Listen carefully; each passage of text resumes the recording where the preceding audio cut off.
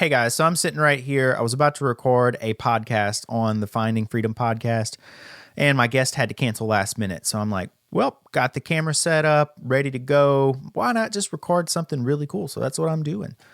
So I wanted to talk about marketing real quick. I'm a licensed professional counselor. I'm not a marketing guy. However, I've done a really great job in marketing myself and expanding my private practice to the point where, I stay relatively full with clients. I'm always on my game with this stuff. And so I've done a lot of learning along the way. And one thing I want to mention is that people always look at the external. People look at I need to get better on this and social media. I need to do this and do this better, which is great. I'm not knocking that at all. But I think it's important to consider the question, what about the internal? What about your mindset? What about your attitude, your outlook? If you don't believe in yourself, how is any of the external stuff going to matter? I'm legitimately posing this question to you. How is any of the external stuff that you're doing going to matter if you don't believe in your ability to do so? And research is great. It is wonderful. Doing the things is great. Having structure, game planning, meeting with people, having a plan of action. But often people don't really work on the internal. People don't work on changing their mindset.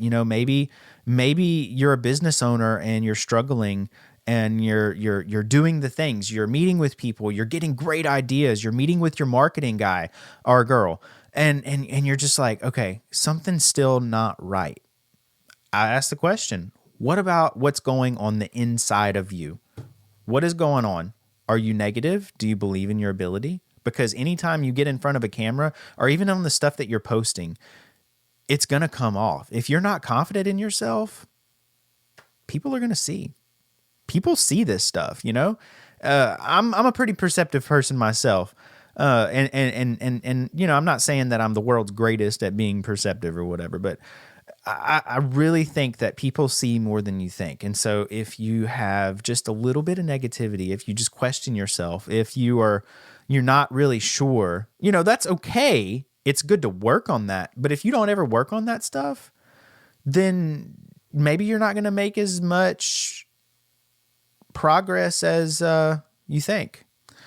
So I really pose this question. You work on your own stuff. If you need to go see a counselor, that's fine. You need to go see a marketing guy and work on that, or marketing girl, right? Whoever, marketing professional. There you go. If you need to go see a marketing professional, that's great, but also work on your own stuff.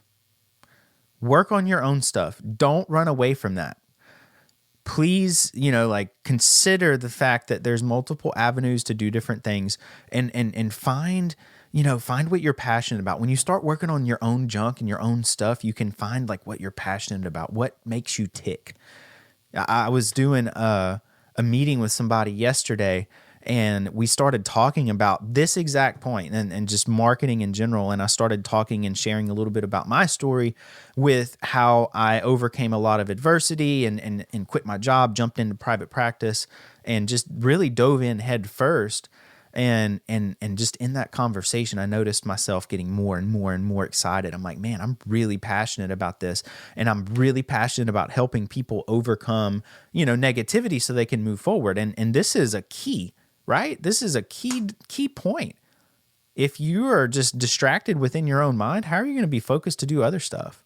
And then that brings into consideration a lot of other points. The main other point in my head I'm thinking about is, if you are focusing so many different things in so many different areas, you're actually probably spinning your wheels more and not accomplishing as much as you would if you would be more intentional with your time, be more intentional with your strategies, be more intentional with taking self-care, which people often overlook. That's really where I'm coming from.